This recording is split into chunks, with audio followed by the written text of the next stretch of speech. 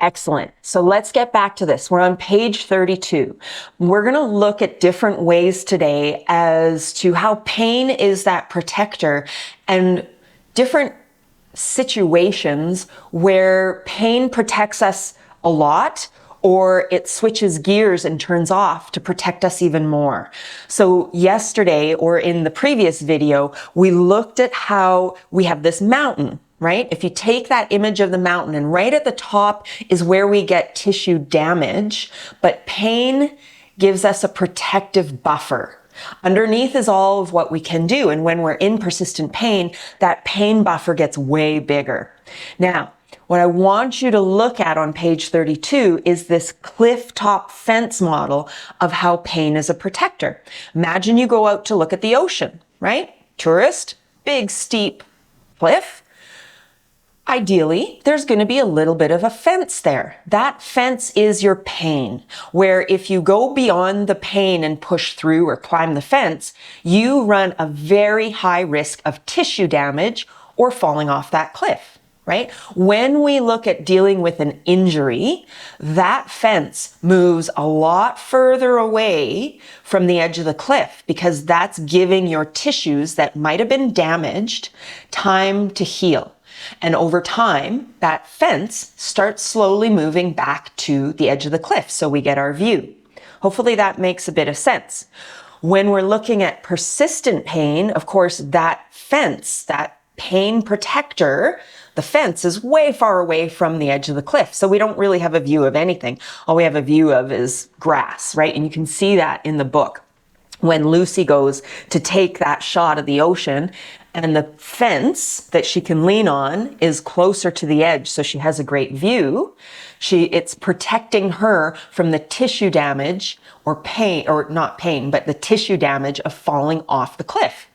Good thing. And pain is there as a protector. We've been learning that.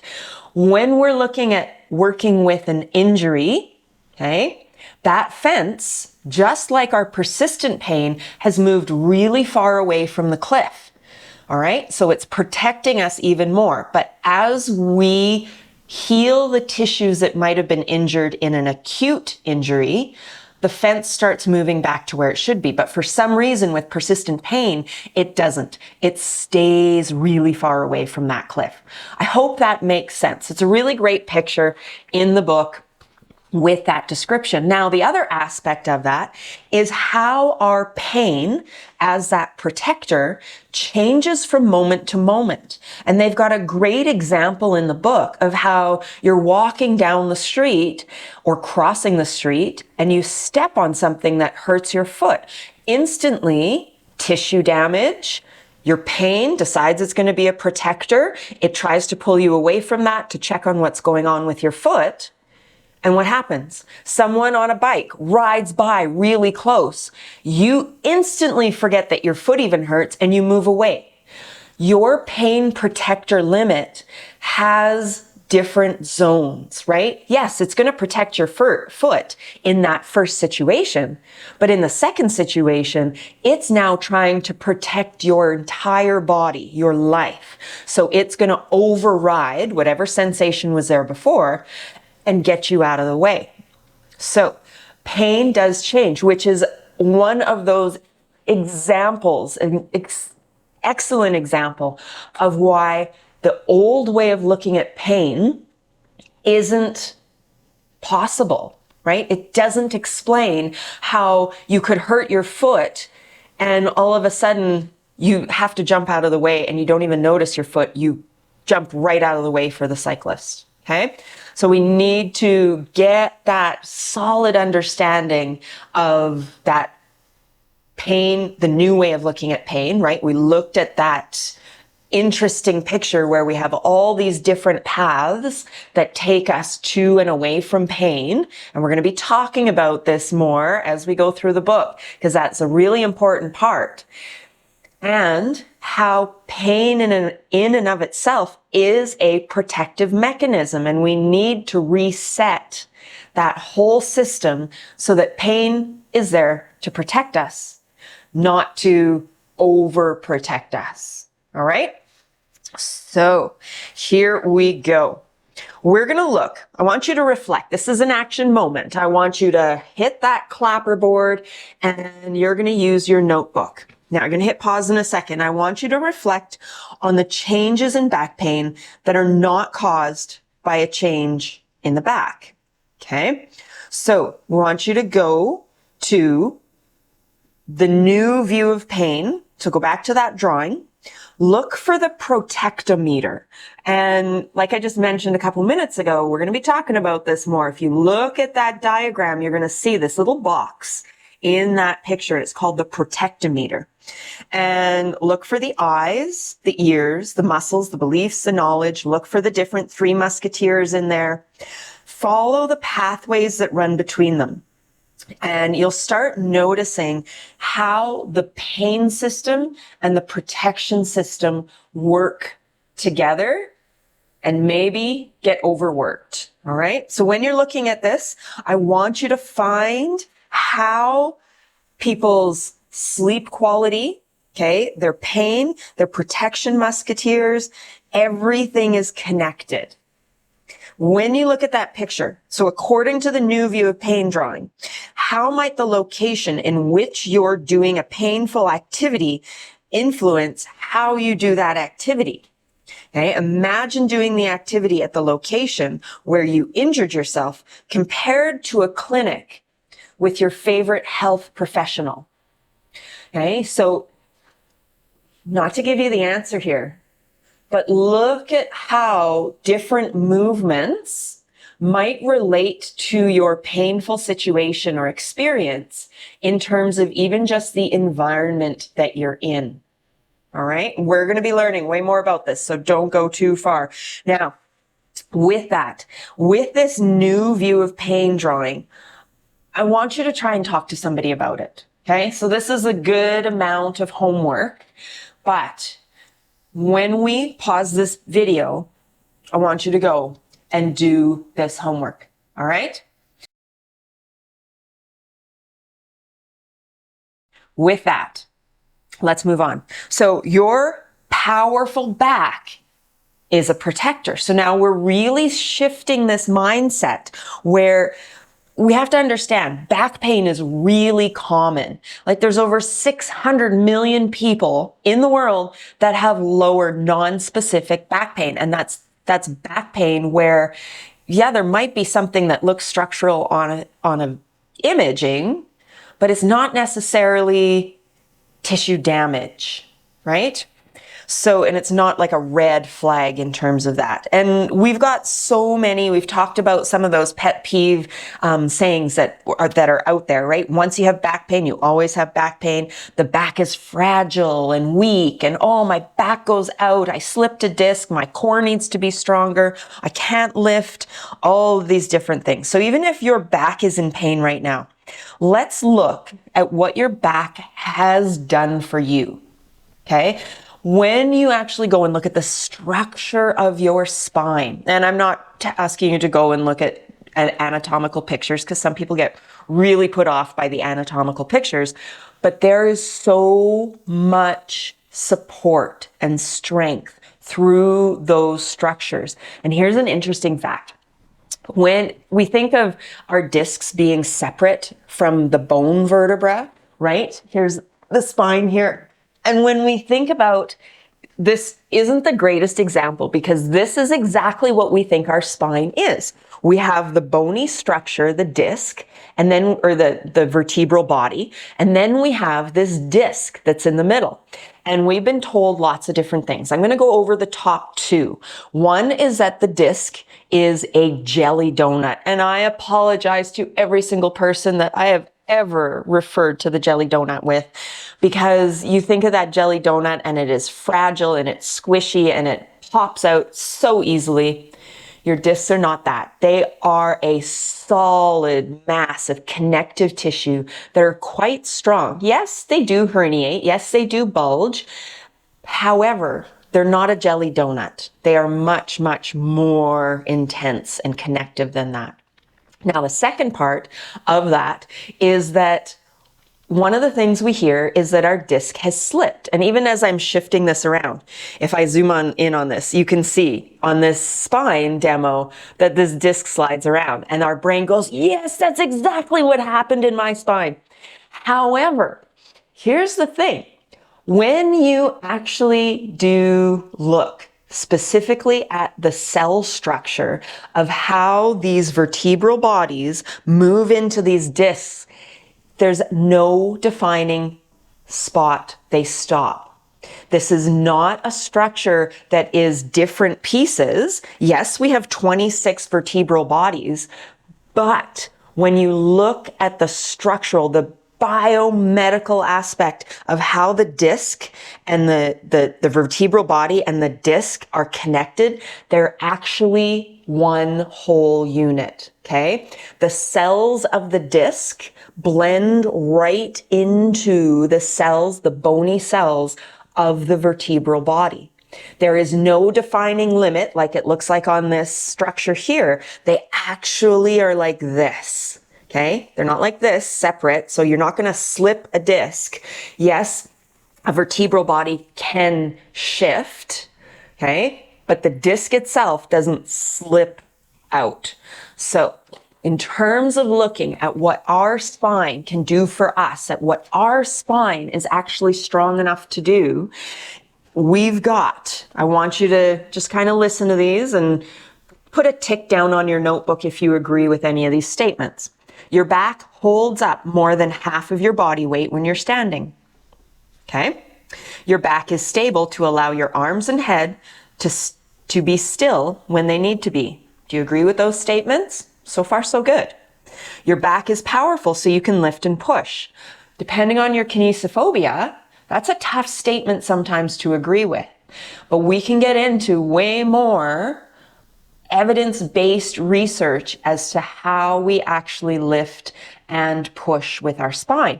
This comes in, as I've mentioned before, the slow, trained, loading movement aspect of what we're going to be getting into and what we're working on.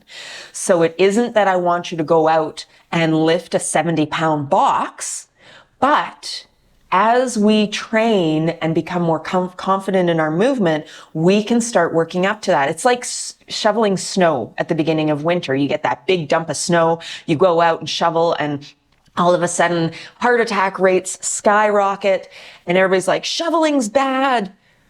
But if you trained for shoveling all summer, which nobody does, I live in Canada, I totally understand nobody trains for shoveling. But if we trained for it, we wouldn't have any issues. It's going from zero, say you're golfing all summer, and then all of a sudden the snow hits and you go out and shovel your driveway. That is a very different load, and that overload is what creates that tissue damage, all right? So your back is flexible, so you can bend over, wriggle, and play. One of the things I was told by my doctor, my pain doctor, was never bend over. Do not bend over to pick things up. You need to squat like you're wearing a mini skirt. Okay? I will never forget that. Now, my back is not any better in terms of structure, but what do? I can deadlift 60, 70 pounds, no problem. Okay? That is in my training schedule because I trained for those movements. My tissues are going, oh yeah, we can handle that. But it took time. And it takes practice and work. So with that, your back is coordinated so you can dance and play sports. Even just now, if you hear a piece of music and you can do this, your back can do that, right? Maybe wiggle your hips. Dancing's a great way to get some movement into the spine. Now, your back protects the nerves in your legs, pelvis, gut, and sex organs. All those nerves. Okay, I'll grab my spiny guy here again. All these nerves run down through your spine. It protects those nerves that feed all the way down into your pelvis and into your legs. It does that. Okay. Yeah, sometimes you might have something that pushes on the nerve and you feel something different and it can create some issues. We can talk about that. Remember, that's one of those red flags you can talk about with your doctor. But overall, your spine, this bone structure, helps to protect the nerves that run down there. Your back also protects your abdominal contents if you're hit from behind. You have this nice, stable, strong axis line that runs straight down the center of your body that helps protect you if you're hit from behind. Rib cage does that too. Your back lasts for many decades. Okay. I know that as we age, we have this mentality of, oh, I'm old now, everything's going to hurt. It doesn't have to be that way. We can age better. So with aging better, it does take a little bit of work. You're here, you're doing the work. Again, you're on like whatever video this is by now, 7, pat yourself on the back. You've been taking those steps, all right? So the last bit that I want to go through in this video, and it's this cool little cartoon of David Butler, one of the first guys I was learning with that it was one lecture he was giving. I think it was with the Arthritis Society in Australia or UK or something. And at the end of the lecture, there was an older gentleman who stood up and he's like, why is it when I fight with my wife, my back hurts? And everybody laughed. But I took that and I was like, why is it when I have a conflicting situation, my back hurts so much and I end up with so much back pain afterwards? So I started flipping the switch. Okay, whenever there would be conflict that would arise, I had this little mantra in my head and I'm like, this does not equal tissue damage. This does not equal tissue damage. And it was huge how I was able to flip that switch and be able to have a conflict or a discussion or a stressor and realize it wasn't tissue damaging. But my pain system saw it as tissue damaging, but the more I could practice in that situation, this is not tissue damage, the more my pain system went, that's right, this isn't tissue damage. I can do this. And then I'm okay. So David Butler, I'm going to thank him forever. Even like I go back and try and find that. And there's so many lectures that he did. I can't find it, but I remember. We can talk about memory too. Memory is a huge part of pain and that persistent pain. However, I'm just going to read this. So, hey there. Your spine is sturdy and strong, and yet sometimes it hurts. The bones are amongst the strongest in your body, all bound together by thick, super strong ligaments, and welded in between are discs, but they're not high risk. They can't slip because they have one hell of a grip. They are living, adaptable force transducers. And even more, there are mighty powerful muscles in front, back, and sides. So when we look at the spine, this guy, you can't see all the muscles surrounding it, the ligaments that are in between every single vertebra. They're a lot stronger than we think. However, flip that switch. When we go through life and we start not moving as much, sitting more, our body starts to atrophy. Those tissues start to break down. We can rebuild them. That's what we're working on. So those muscles, those ligaments, they're in front, they're back, they're sides, they're in really deep, and the nerves are surrounded by thick, stretchy ligaments, okay, everywhere. And this unit even adapts to changes throughout your life. So you've got to know that these tissues that we're working on, they adapt. So I want you to look at this as there's tissue damage. There might be tissue damage, whether it's atrophy. Aging does play a part. However, we can reverse that still too, build on what we have. There's tissue adaptation. So I want you to see this now. There's tissue damage on one side, tissue adaptation. Sometimes your pain system won't know which way it's going, because when we start loading the body, and you've started noticing this, that your nervous system, your pain system goes, oh, we did something. I don't know if it's tissue damage or tissue adaptation. So I'm just going to send a signal. We need to be able to look back and go, okay, I was working out and yeah, I worked hard, but nothing hurt specifically while I was working out. but like 12 hours later, oh, it hurts so much. Okay, that's when that pain system doesn't know if our tissue adaptation is tissue damage or tissue adaptation. So we need to be able to find that mindset, just like I did with that conflict of this isn't tissue damage, and keep reminding ourselves that. That's where your breath comes in really, really handy, right? Giving yourself that awareness of the sensation and going, I didn't do anything traumatic. I did work out, but I didn't hurt myself when I worked out. I'm just going to notice this feeling. That's the practice. That's what we're doing in the movement and loading videos. All right. So that's enough for this video today. Go through it, go back, and I want you to do that action aspect of where we were talking about how those three musketeers and that new way of pain that we're looking at, draw those little maps, follow those little lines, okay? Write things down in your notepad that you worked on or that goes, oh yeah, that might be a light switch.